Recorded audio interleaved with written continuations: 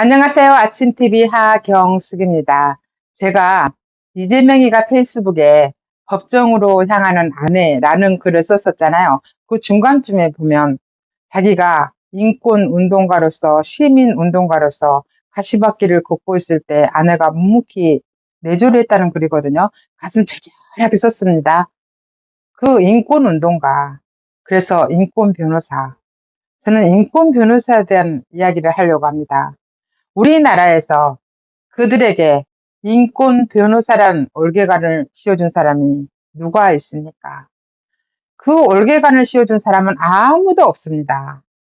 노동자를 대변한 사람들, 노동운동을 했던 사람을 대변한 사람들, 그들만이 인권 변호사일까요? 그들은 스스로 올개관을 쓰고서 나는 인권 변호사야, 이렇게 말을 한 사람들입니다. 대부분 아시죠? 박원순이도 인권 변호사였고 이재명이도 인권 변호사였고 등등 노동자들 대변한 사람들은 다 인권 변호사라고 합니다. 근데 셀프 인권 변호사, 스스로 인권 변호사라고 했다 그겁니다. 이거는 대한민국의 모든 변호사들을 기만한 행위입니다. 왜냐하면 변호사 자체가 인권 변호사이기 때문입니다. 지들만 인권 변호사가 아니라 그 말이에요. 근데 웃기는 짓을 한 거예요. 사회 독보석 같은 인간들입니다.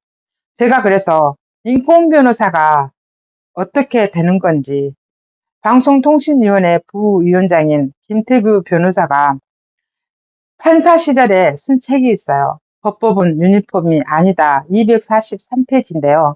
거기에 보면 인권 변호사 그 어색한 용어의 불편함, 이 소제목이 있거든요. 그거를 제가 읽어드리려고 합니다.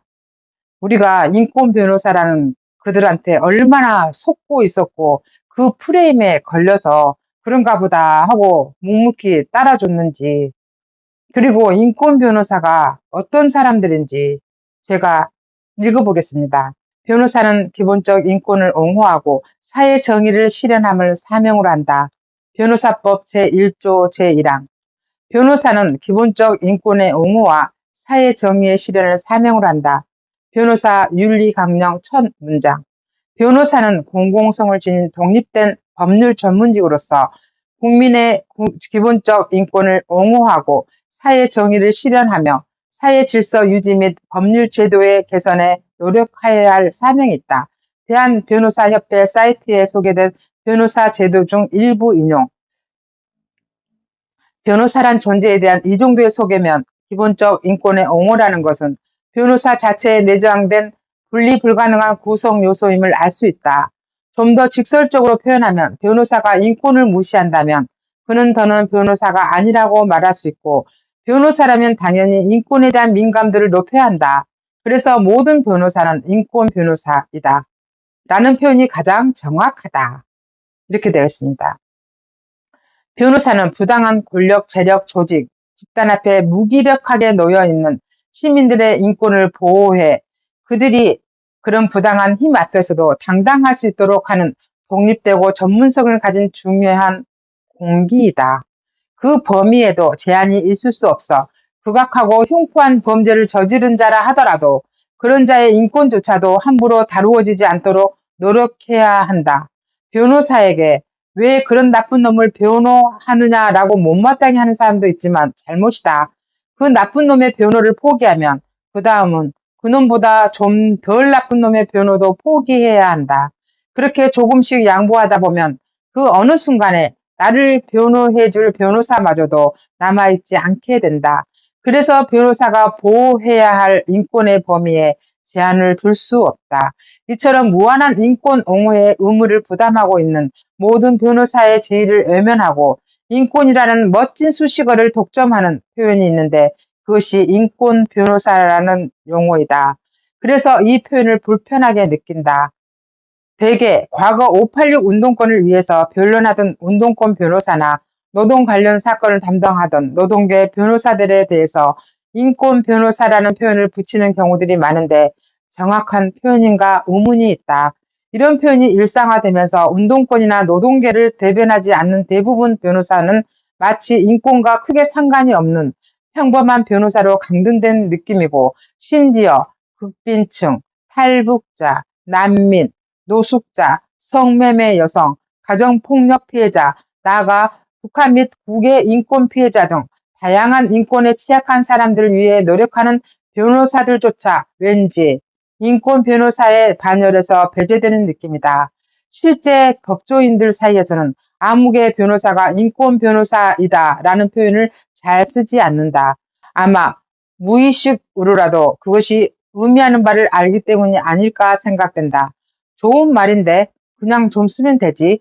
괜히 시비를 건다고 말하는 이들이 있을 법하다. 그 비판이 수용할 만하다. 그래서 모든 변호사가 인권 변호사이지만 그래도 유독 인권 분야에서 두드러진 활약을 보이는 변호사가 있으면 그 공을 취하는 의미에서라도 각별히 인권 변호사라 불러주자고 제안한다면 납득할 수 있다. 주위에 인권적 구조를 필요로 하는 사람들을 위해 남달리 노력하는 변호사가 있다면, 그래서 그를 인권 변호사라고 불러준다면 아마 본인도 자신의 아름다운 노력을 보상받는 듯해서 충분히 흡족할 것이다.